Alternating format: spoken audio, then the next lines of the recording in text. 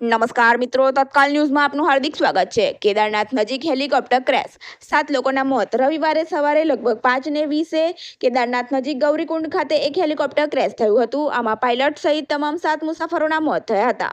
મૃત્યુ પામેલા લોકોમાં એક 2 વર્ષનો બાળક પણ સામેલ છે। આ હેલિકોપ્ટર કેદારનાથ મંદિરથી ગૌરીકુંડ જઈને યાત્રાળુઓને લઈ ગયું હતું। શરૂઆતની માહિતી મુજબ ખરાબ હવામાનને કારણે આ દુર્ઘટના થઈ હતી। આ હેલિકોપ્ટર આર્યન એવિએશન કંપનીનું છે। ઉત્તરાખંડ નાગરિક ઉડ્ડયન વિકાસ સત્તામંડળ અનુસાર હેલિકોપ્ટરમાં યુપી મહારાષ્ટ્રના 2 મુસાફરો અને ઉત્તરાખંડ રાજસ્થાન ગુજરાતના 1 મુસાફરો હતા। ગૌરીકુંડથી એનડીઆરએફ અને એસડીઆરએફ બચાવ ટીમો રવાના કરવામાં આવી છે। આઈજી ગઢવાલ રાજીવ સ્વરૂપે જણાવ્યું હતું કે મૃતદેહોની ઓળખ કરવી મુશ્કેલ છે કારણ કે તે આગમાં બળી ગયા હતા। મૃતકોનો ડીએનએ ટેસ્ટ કરવામાં આવશે, ત્યારબાદ જ તેમને સંબંધીજનોને સોંપવામાં આવશે।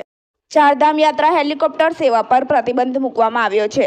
મુખ્યમંત્રી પુષ્કરસિંહ ધામીએ કહ્યું, હેલિકોપ્ટર સેવાના સંચાલન માટે કડક નિયમો બનાવવામાં આવશે।